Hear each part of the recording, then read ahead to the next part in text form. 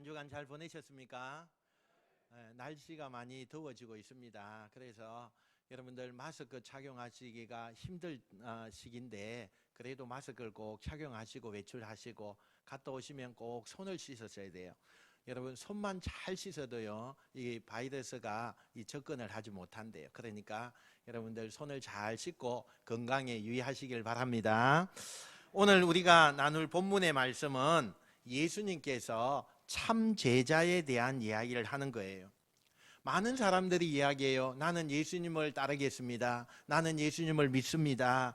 나는 그리스도인입니다. 나는 주님을 따라가겠습니다. 이렇게 말하지만 예수님이 말하는 이 참 제자라는 것이 무엇이냐, 어떤 거냐, 우리에게는 아마 조금 부담스러운 내용이에요. 목사가 여러분에게 이런 설교를 하는 것도 참 좀 부담스럽고 그런 내용이기도 해요. 그러나 여러분, 하나님의 말씀을 우리가 바로 들어야 되기 때문에 이 말씀을 우리가 마음판에 잘 새기면 하나님이 놀라운 은혜로 인도해 주실 줄 믿습니다. 오늘 예수님이 교회만 다니는 사람이 아니라 어떤 사람이 참 제자인가, 오늘 본문에 각기 세 사람이 등장해요. 그런데 이 세 사람의 공통점이 다 있는 것을 보게 됩니다. 예수님의 제자가 되고 싶어 하는 것이 공통점이에요. 엄밀히 말하면 두 사람은 자기 스스로 내가 주님의 제자가 되겠습니다 이렇게 하면서 자원하는 것이고, 한 사람은 예수님이 딱 보니까 저 참 제자가 되면 좋겠다 이렇게 생각이 되어지는 거예요. 그래서 그 사람에게 네가 제자가 되면 좋겠다 이렇게 권하는 것을 하면서 주님의 제자가 되려고 하는 한 사람이에요. 주님의 제자가 되려고 하는 이 사람들을 놓고 예수님께서는요, 내 제자가 되려면 세 가지의 조건을 반드시 갖추어야 된다 그렇게 말하고 있어요. 그 첫 번째 조건이 뭐냐? 한번 따라합시다. 하늘의 집을 찾는 사람이 되십시오. 어떤 한 사람이요, 어느 날 예수님을 찾아왔어요.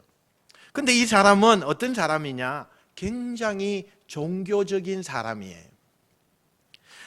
아마 이전에 예수님의 설교와 가르침을 어디선가 군중들 그 틈바구니 속에서 끼어 있다가 그 예수님의 말씀을 듣고 은혜를 받았던 것 같아요.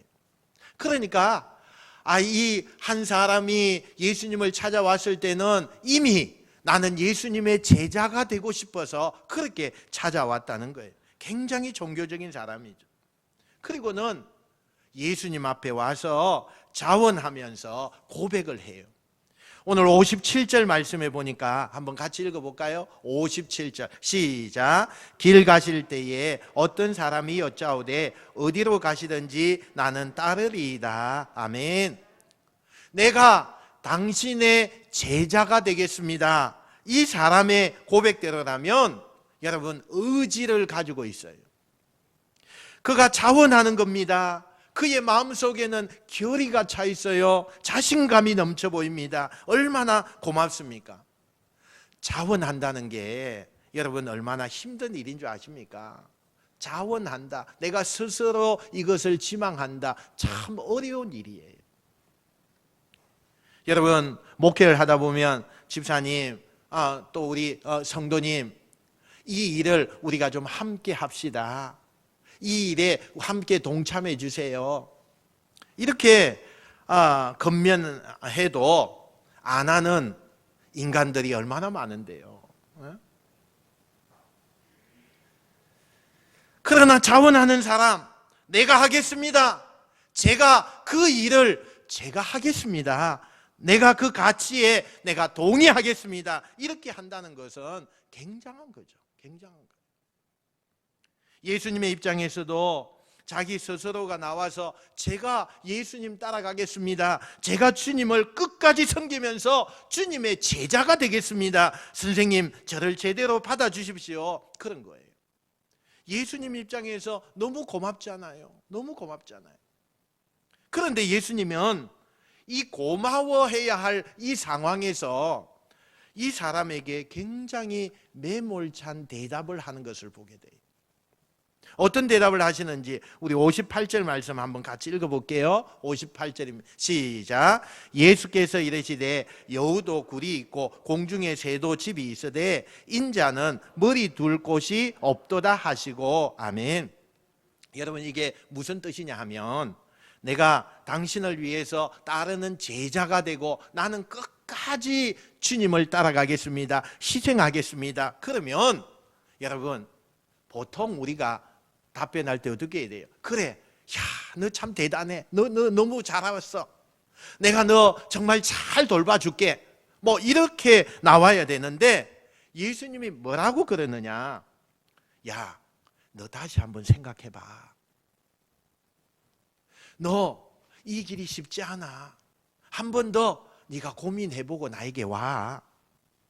들에 있는 여우나 하늘에 있는 새도 이슬을 피하기 위해서는 자기의 둥지, 집이 있고 또 그곳에 거처할 것이 있는데, 나는 오늘 어디서 자야 되는지, 내일은 무엇을 먹어야 되는지 알 수 없는 거야.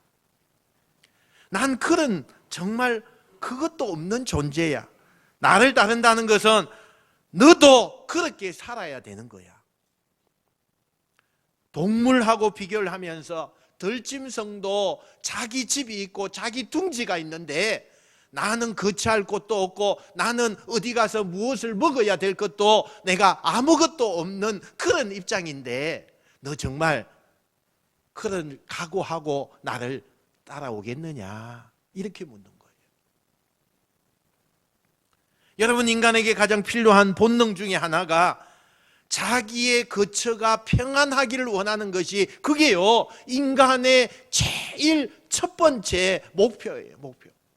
그래서 우리가요, 살아갈 때에 자기 집을 사고 그 집을 장만한다는 게 최고의 목적 아닙니까? 아무래도 내가 돈이 없어도 어떻게 해야 돼요? 다 빚을 좀 내서라도 내 집을 장만하는 게 그게 인간의 본능 아닙니까? 왜요? 왜 그토록 그렇게 합니까? 아무리 바깥에서 내가 힘들고 어렵고 내가 뭐 어떤 일을 당했다 할지라도 가정에 와서 내가 혼자만이 또 내 이 울타리 안에서 평안하게 쉴 수 있는 이것이 있다는 것이요, 그게 인간에게 있어서 필요하기 때문에, 그렇기 때문에 제일 어떤 서민들도 어떤 사람들도요, 이 집을 가지기를 원하는 것이 인간의 본능이에요. 본능. 이게 인간의 삶 속에서 가장 좋은 안정성을 찾는다는 거예요. 여러분, 예수님께서 오늘 이 제자가 되려고 하는 사람들에게 준 첫 번째 조건이 뭐예요? 세상의 안정성. 인간이 가장 기본적인 욕구를 가지고 있는 그 욕구, 주님의 제자가 되면 이 모든 것을 채울 수 없다는 거예요. 주님의 제자가 되면 평범하고 또 내가 가질 수 있는 것을 할 수 없다는 거예요. 한낱 들짐승도 자기가 거처할 수 있는 그러한 집들이 있는데, 주님의 제자가 된다는 것은 한낱 들짐승들도 가지고 있는 그 집을 나는 가질 수가 없다, 이것을 말씀하고 있다는 거예요. 주님의 제자가 된다는 것은 이것을 인정해야 된다는 거예요. 예수님이 왜 이런 제자론에 대해서 오늘 본문의 설교를 하시냐면, 요 전에 내용이 어떤 내용이냐 하면, 변화산에서 예수님께서 신비한 그 체험을 하고 있죠. 그죠? 이 변화산에서 뭐 합니까? 참 너무너무 하늘의 것을 나누는 그런 대화를 하고 계셨어요. 그 전에 또 사건이 뭐냐? 우리가 지난주에 우리가 했죠. 벳세다의 오병이어의 기적을 우리가 봤잖아요. 그러니까 오병이어의 기적을 보면서 많은 군중들이 저 예수님만 따라가면 먹고 사는 거 걱정하지 않아도 되겠다. 내가 살고 내가 고민하고 내가 거처해야 될 집, 이런 모든 것도 저 예수만 따라가면 다 해결되겠다.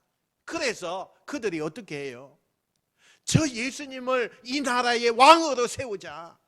세상에 5천 명을 먹이고도 12강주린을 남기는 아무것도 없는 도시락 하나 가지고 그렇게 먹이는 사람이라면 우리의 그 노후 생활, 우리의 생활하는 거 다 왕으로 세우신 저 예수님만 있다면 문제가 해결되지 않겠다. 다 그것이 아무 문제가 되지 않겠다. 이렇게 생각을 하게 된 거예요. 그런데 여러분, 이렇게 생각하고 있는 많은 제자들과 그 군중들 앞에서요, 딱 이 시점에 예수님께서 제자론에 관하여서 말씀을 하고 있다는 거예요. 예수님께서 다 알죠, 다 알아요. 예수님께서는 그 제자들에게 나만 따르면 너희들의 미래와 너희들의 노후가, 너희들이 먹고 사는 문제가 다 해결될 것이다, 이게 아니라 너희가 나를 따른다면, 나의 제자가 된다고 한다면 반대로 너무 어려운 삶을 살게 될 텐데, 그래서 제자론이 바로 이 상황에서 예수님께서 꺼내시고 있는 거예요. 지금 제자들은 예수님만 따라가면 먹고 사는 문제, 내가 가정에서 기본적으로 해결되어야 할 그런 문제들이 많이 있는데, 내 자녀들의 미래의 문제, 이런 모든 것까지도 해결될 거다, 이렇게 기대하는데 그런 걸 기대하지 말라는 거예요. 하나님의 일은 세상의 돈과 명예와 지식과 세상의 그런 권세, 이런 것으로 되지 않는다는 거예요. 하나님의 능력으로, 하나님이 은혜를 그때 주셔서 하나님의 은혜가 순간순간 나에게 와서 모든 것이 해결되고, 하나님의 은혜 없이는 나는 살아갈 수가 없습니다 하는 것이 하나님의 일이라는 거예요. 만약에 하나님의 일을 하겠다는 사람이, 주님의 제자가 되겠다고 하는 사람이, 주께서 나에게 날마다 구약시대의 이스라엘 백성들에게 매일마다 광야 생활하는데 만나와 메추라기를 내려주시는 것처럼 매일매일 공급하시는 그 은혜를 내가 믿고 살겠습니다. 나는 나에게 매일 베풀어 주신 그 공급의 은혜를 내가 믿습니다. 그 능력을 믿습니다.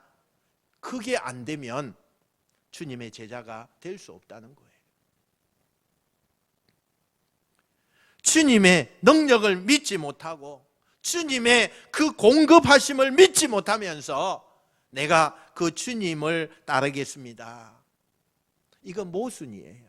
이건 모순이에요. 여러분, 하나님을 정말 여러분 신뢰하십니까? 하나님의 공급하심을 믿으십니까? 아멘도 안 나올라네요, 그죠? 여러분, 그렇다면 이 세상의 방법이 아닌, 이 세상에서 내가 잠잘 거, 먹을 거, 내 미래, 내 노후, 세상의 그런 방법이 아니라 하나님이 때를 따라서 내려주시는 그 은혜와 양식과 그 놀라운 하나님의 그 사랑을 내가 믿고 그것을 내가 붙들고 나아간다면 그게요 제자의 첫걸음이라는 사실입니다. 선교사님들이 선교를 나갈 때 다 보장되어서 나가는 선교사님들이 없어요. 그곳에 가면 어떤 사람들 만날지, 그곳에 가면은 하나님을 대적하는 사람들도 많을 텐데 내 생명이 위협을 받을 때도 있을 거고, 내가 굶주릴 때도 있을 거고, 내가 이 한국 땅에서 후원을 다 못 받아서 그 적은 금액으로 나가야 될 때도 있을 거고, 여러 가지 환경과 여러 가지 이 모든 것이 있지만 왜 선교사님들이 그것을 다 채우지 못했지만 나가느냐? 매일매일마다 공급해 주시는 그 하나님을 믿기 때문에 나간다는 거예요.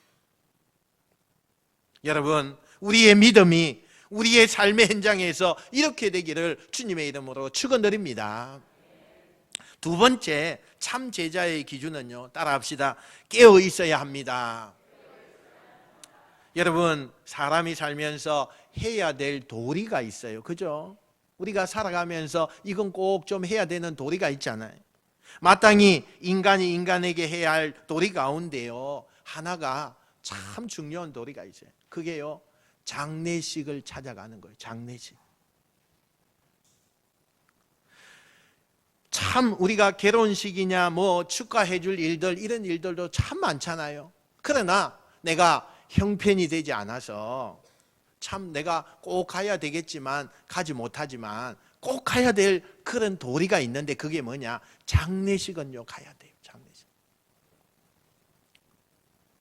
유대인들도 마찬가지예요. 유대인들이 하나님 앞에 율법에 와면 하나님 앞에 복을 받는 비결이 있는데, 그게 뭐냐? 장례식에 가서 사람을 위로하는 그것을요 복이라고 생각했어요. 그래서 어느 곳에 가든지요 장례식은 길어요. 그죠? 그냥 결혼식처럼 그냥 1시간에 다 마치는 게 아니에요. 그죠? 며칠씩, 뭐 옛날에는 일주일씩도 하고, 뭐 이제 냉동 이게 안 되니까 뭐 3일 정도 하고, 그래 긴 시간을 통해서 장례식을 해요. 모든 세계의 사람들이요, 우리나라 사람뿐만 아니라 세계에 있는 모든 사람들이 참 인간의 할 도리가 뭐냐? 장례식에 참여해서 그 유족들을 위로하고 이렇게 하는 것을요, 그게요 복받는 비결이라고 생각을 해요. 그런데 여러분, 오늘 두 번째 등장하는 이 사람이 그런 생각을 하고 있는 거예요.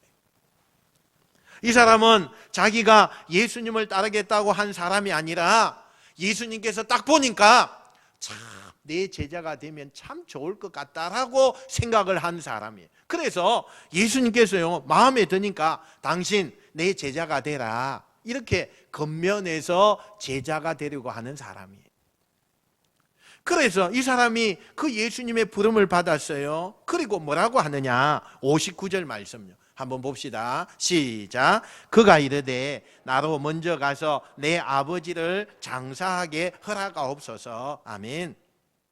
여러분, 이 사람이 어떤 상황인지 우리가 정확하잖아요. 오늘 이 본문에 보니까 두 가지 우리가 추측할 수 있는데, 첫 번째가 뭐냐? 지금 아버지가 세상을 떠났어요. 그래서 상이 난 거예요. 그러니까 장례식을 잘 치르고 오겠습니다 하는 이런 의견 하나와, 또 두 번째요, 아직 아버지가 안 돌아가셨어요. 그런데 아버지가 연세가 많으셔서 위독하셔요. 그러니까 아버지가 곧 돌아가시면 그 장례까지도 내가 다 하고, 또 내가 그곳에서 뭐 아버지 마지막 가시는 것도 얼굴도 보고 이렇게 해야 된다는 거예요. 여러분, 이 두 가지의 이유를 우리가 볼 수가 있어요.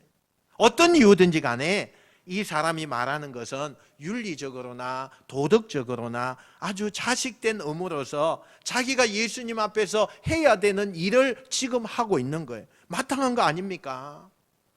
내 부모가 그 마지막 가시는 모습, 또 장례를 다 치르고 난 다음에 내가 그때 와서 다시 이야기하겠습니다.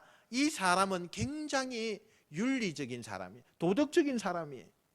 그런데 예수님께서 이 사람에게 아주 냉정하게 말씀을 해요. 오늘 그 본문 한번 볼까요? 60절 한번 보겠습니다. 60 시작. 이르시되 죽은 자들로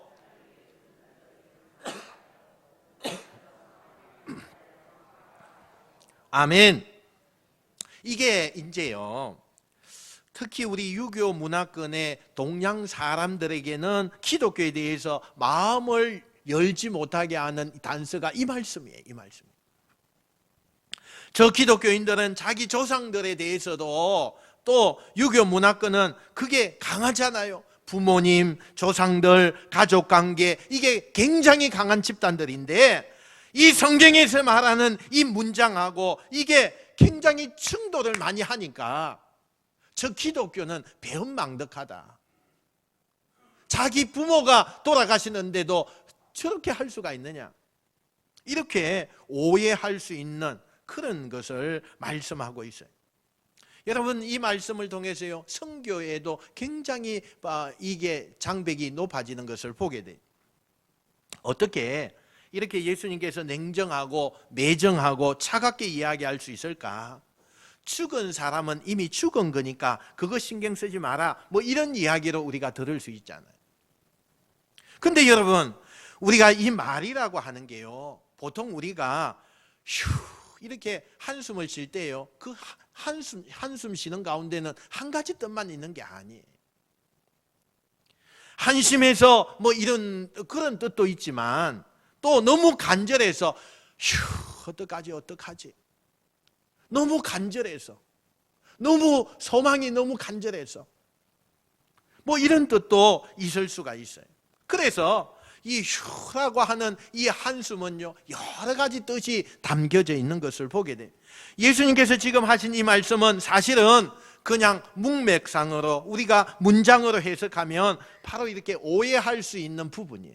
근데 왜 이런 이야기를 하셨는지 그 의미를 정확하게 우리가 알아야 돼요. 왜 이런 말씀을 하셨을까? 지금 예수님은 내가 부모에게 자식된 그 도리를 다 하지 말아라, 장례식 같은 거 그 참여할 필요가 없다, 뭐 그런 것을 얘기하는 것이 아니라 지금 키포인트가 뭐냐? 제자됨이에요. 제자됨. 예수님의 제자됨이라고 하는 것은 주님의 제자가 되고 하나님의 일을 한다는 것은 어떤 우선순위에서도 밀리면 안 된다는 거예요. 하나님의 일을 행할 때에 그 어떤 것이 변명이 되거나 그 어떤 것이 하나님의 일을 방해할 때에 그 우선순위가 그곳에 가면 안 된다는 것을 말씀하고 있는 거예요. 제자됨이라고 하는 것은 다른 일보다 이 우선순위를 잘 정해야 되는데 그게 뭐냐? 하나님의 일이 우선순위가 되어야 된다는 거예요. 그래야만 이 제자됨의 그 일을 감당할 수 있다는 거예요. 여러분 한번 예를 들어볼까요? 119 구급대원이 있어요. 그런데 이 사람이 지금 한 생명을 놓고 응급 상황에서 뭐 인공호흡을 하고요 막 살려고 그렇게 병원으로 후송을 하고 있으려고 할 때에 갑자기 전화가 온 거예요. 전화가 왔는데 아버지가 위독하대요. 그러면 내가 하고 있는 이 중요한 정말 가치 있는 일, 공적인 일을 놔두고 이 사람 죽게 그냥 내버려 두고 내가 아버지가 위독하시라고 하니까 빨리 병원으로 가야 됩니까? 그게 자식된 도리입니까? 아니죠. 그렇다고 말 좀 해봐요. 아니죠. 지금 주님이 말씀하는 것은 부모된 그 도리, 이 도덕적, 윤리적 이 도리를 다하지 말아라 그런 얘기가 아니고 제자론이라고 하는 것, 참 제자가 된다는 것은 세상의 그 어떤 것보다 우선순위에 있어야 된다, 이것을 말씀하고 있다는 거예요. 사실 우리 한글로 번역이 돼서 그렇지 원문에는요 이 사람이 어떤 의도자 하면 이런 거예요. 아버지가 아직 안 돌아가신 거예요.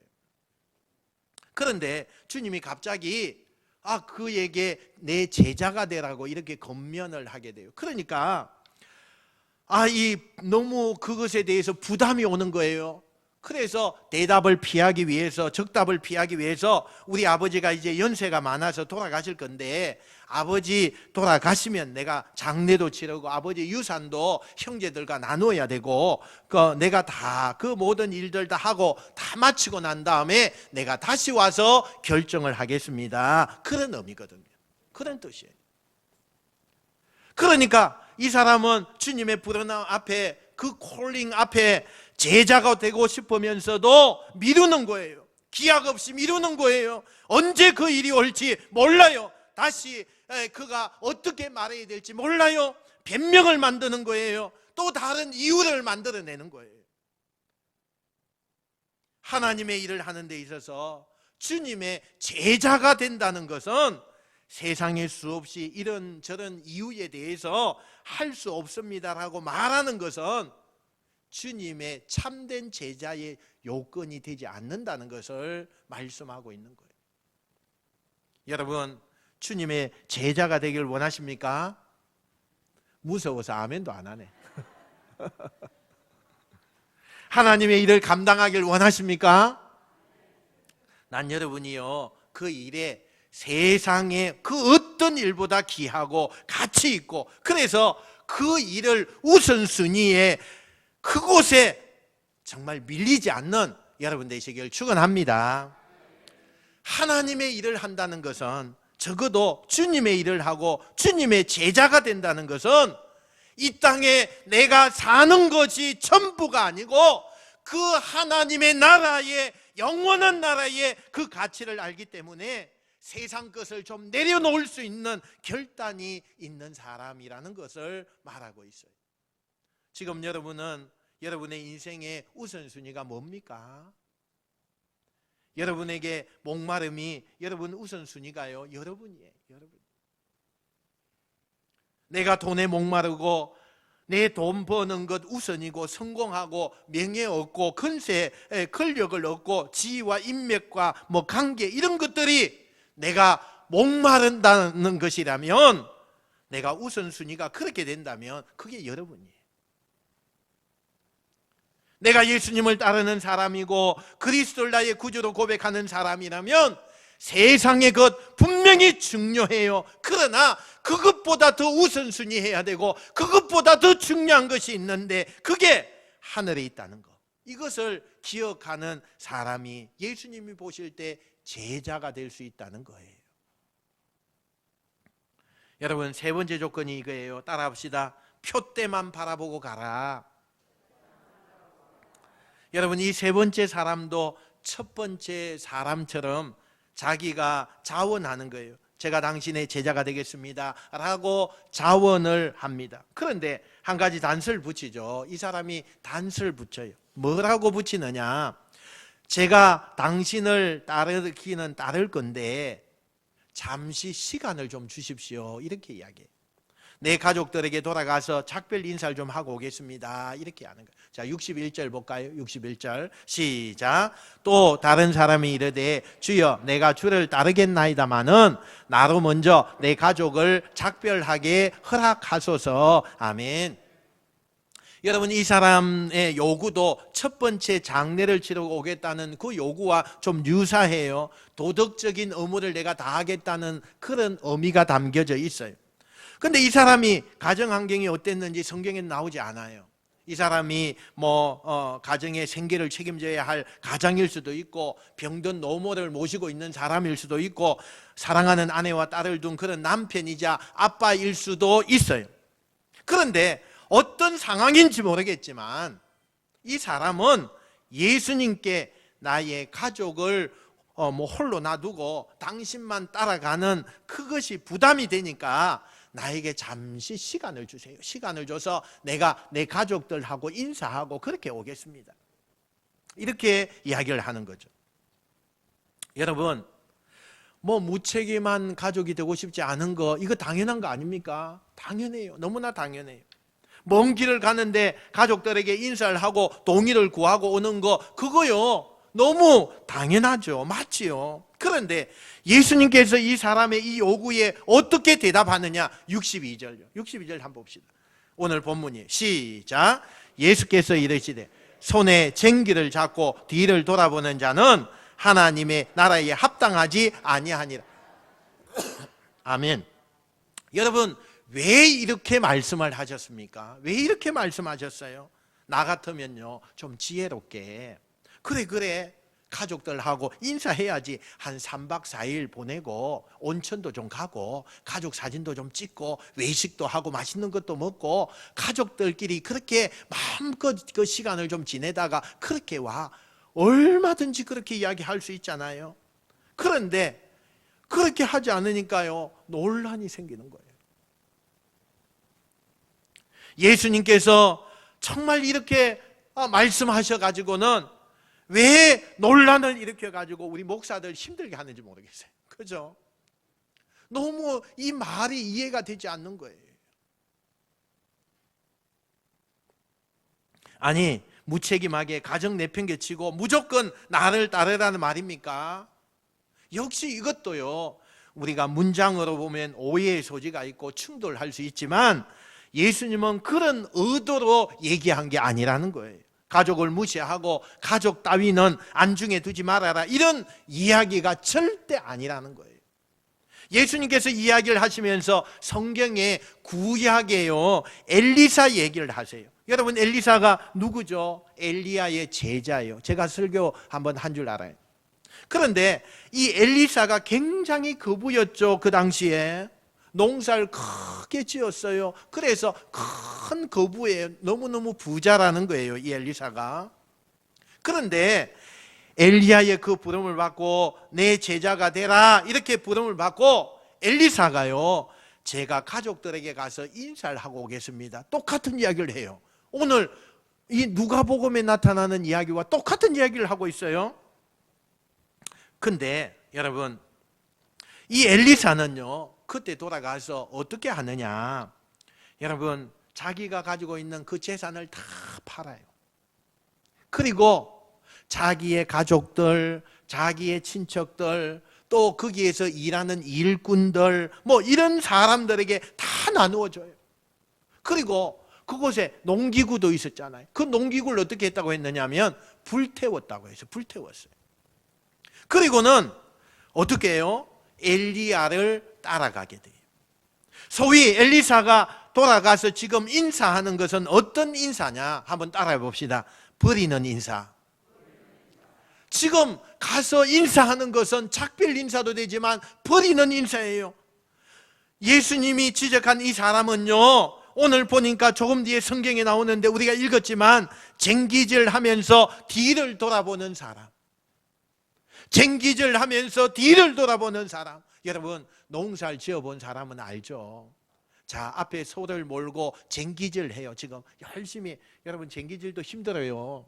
이 쟁기가 무겁지만은 또 꽉 눌려야 돼. 눌려. 그 눌리고 또 이렇게 올리고 하는 걸 잘 해야 밭이 잘 갈아져요. 너무 세게 눌리면요 소가 못 끌고 가요. 그래서 적당하게 눌려가면서 이렇게 앞을 보면서 똑바로 이렇게 나가야 돼. 근데 여러분 성경에 보니까 뭐라고 그래요? 쟁기질 하는 사람이 뭘 한다고요? 뒤를 자꾸 돌아본대요. 뒤를 돌아본대요. 여러분 농사를 지을 때 쟁기질 하면서 뒤를 돌아보면 그 밭이 잘 갈리겠어요? 아니에요. 꼬불꼬불 이렇게 돼요. 여러분 저도 쟁기질 해봤지만 쟁기질 하면요 이 소만 봐도 안 돼요. 어딜 봐야 돼요? 내 목표점, 저 밭 끝에 있는 목표점을 봐야 돼. 그래야 어떻게 해요? 똑바로 갈려지게 되는 거예요. 그런데 자꾸요 이 쟁기를 하는 사람이 뭘 하냐? 앞을 똑바로 봐야 되는데 뒤를 돌아보면서 누가 날 부르지 않느냐? 아이고 지금 간식이 오지 않았나? 아이 새참 먹을 때인데 뭐 이러면서 뒤를 자꾸 돌아봐요. 뒤를 자꾸. 그러면 그건요 쟁기질 하는 사람의 자세가 아니에요. 밭이 삐뚤삐뚤하게 갈릴 수밖에 없어요. 여러분 지금 예수님이 무슨 이야기를 합니까? 하나님이 다양한 방법으로 오늘 현대의 그리스도인들에게 쟁기를 주셨어요. 그런데 여러분 과거를 자꾸 돌아보고 뒤를 그리워하고 과거에 연연하는 거, 그거 주님의 제자가 되겠다고 하는 사람에게는 해서는 안 되는 거예요. 여러분에게 지금요 예수님께서 쟁기를 주셨어요. 어떤 사람은 믿음의 쟁기, 사명의 쟁기, 사업의 쟁기, 직장과 물질, 그리고 그 어떤 쟁기든 간에 그 쟁기를 가지고 우리는 하나님을 향하여, 표대를 향하여, 앞을 향하여 걸어가는 인생이 되어야 하는데 자꾸 뒤를 돌아봐요. 자꾸 뒤를. 내가 예전에는 이랬는데, 내가 예전에는 진짜 이랬는데 자꾸 뒤만 돌아보는 거예요. 한 걸음도 앞을 전진하지 못하고 뒤만 돌아보는 사람들. 물론 지나간 것을 잘 정리하는 거 너무 중요해요. 그러나 그것 못지않게 창조적으로 앞을 향하여, 미래를 향하여 가는 거 너무 중요한 거예요. 여러분의 손에 지금 어떤 쟁기가 주어졌든지 간에 그 쟁기를 잡은 사람은 앞을 향해서 가는 사람이 돼야지. 누가 나를 부른다고 해서 그 옛날 것이 해결되지 않았다고 해서 그것을 붙들고 그 과거를 돌아보고 뒤를 돌아보면 이 쟁기를 잡은 사람은 아니에요. 실격이에요. 실격. 쟁기를 잡은 사람은 일단 그 쟁기를 붙든 사람은 앞을 보고 가야 돼요. 앞을 보고 가야 돼요. 내가 주님의 제자가 되겠다고, 그리스도인이 되어서 나 주님께 헌신한다고, 내가 교회에서 장로님이 되고 권사님이 되고 집사님이 되어서 내 하나님을 바라보고 가겠다라고 했지만, 여러분 쟁기를 붙잡았으면 표대를 향하여 앞을 향해서 나가지요. 나가야지요. 내가 세상에 살던 방법, 내가 살아오던 그 삶의 스타일, 그것을 고집하면서 자꾸 뒤를 돌아보고 한 걸음은 세상에 걸쳐놓고 한 걸음은 주님께 걸쳐놓고 그렇게 살아가려고 하는 사람들, 예수님은 그 사람에게 참된 제자가 되지 않는다는 거예요. 사랑하는 성도 여러분, 예수님께서 2000년 전에 제자들을 찾으셨던 것처럼 오늘 2020년 이 시대에도 주님은 하나님의 제자를 찾기를 원하셔요. 사람을 찾아요. 하나님의 일을 맡기고자 하는 사람을 찾고 있어요. 그 제자는요, 세상이 전부인 줄 알고 사는 사람이 아닙니다. 하늘의 가치를 아는 사람이에요. 할렐루야. 여러분, 어떤 분들이 제일 최고의 훌륭한 분이냐 하면 다음 세대를 생각하는 사람이에요. 다음 세대.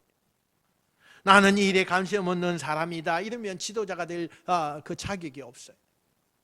여러분, 나 먹고 사는 거 걱정만 합니까? 우리가 살고 있는 이 땅과 우리가 살고 누리고 있는 이것은 우리가 어떻게 보면요, 이 다음 세대의 아이들이 누려야 될 것을 우리가 지금 누리고 있는 거예요. 내 자식들이 어떻게 살든, 우리 다음 세대가 이 땅에서 어떻게 살든, 그들의 미래가 어떻게 되든 이것에 관심이 없는 사람이라면 전 그 사람이요 훌륭한 지도자가 되지 못한다고 생각해요. 교회도 마찬가지. 우리가 예수 잘 믿고 여기 이렇게 모여 있는 거 큰 의미가 없어요. 이 다음 세대들이 얼마나 영적으로 얼마나 하나님 앞에서 믿음을 가지고 사느냐, 이게 중요한 거예요. 이게 중요한 거예요. 이제는요, 애들이 동성애를 너무 자연스럽게 받아들이는 이 시대가 되었어요. 우리는 그 아이들을 신앙으로, 말씀으로 잘 가르쳐야 돼요. 만약에 말씀으로 가르치지 않으면요, 상상할 수 없는 일들이 앞에 진행될 거예요. 너무너무 힘든 일들이 앞에 우리에게 오게 될 거예요. 그 가치를 알아야 돼요. 이게 얼마나 중요한 일인지 알면 우리가 좀 못 먹고 못 입고 우리가 고생해서라도 그걸 만들어낼 줄 알아야 되는 거예요. 그런데 그 가치를 모르는 거예요. 우리 부모 세대는 그렇게 희생하고 살았는데 지금의 부모 세대는 그럴 필요가 없다는 거죠. 내 노년은 내가 하겠다, 내 인생은 내가 즐기고 너희들의 인생은 너희들 거라고만 하는데, 말은 맞는 것 같은데요, 말은 맞는 것 같은데 그 가치를 모르는 거예요. 기독교는 땅의 가치를 넘어서 하늘의 가치를 아는 사람인 것을 여러분 믿으시길 축원합니다. 난 여러분이 이 땅에 많은 천만의 기독교인 가운데 그저 한 사람이 되지 마시고 예수님이 보실 때에 너 내 제자가 되거라, 나를 따르라, 이렇게 손을 내밀 수 있는, 프로포즈를 받을 수 있는 그 한 사람이 되시기를 주의 이름으로 축원드립니다. 만약 그런 프로포즈를 여러분이 받으신다면 여러분, 표대를 향하여서 뒤돌아보지 말고 연연하지 말고 멋진 주님의 제자가 오늘 이 복음을 듣고 이 예배를 드리는 가운데 우리 가운데 끊임없이 나오게 되시기를 주님의 이름으로 축원드립니다. 축원드립니다.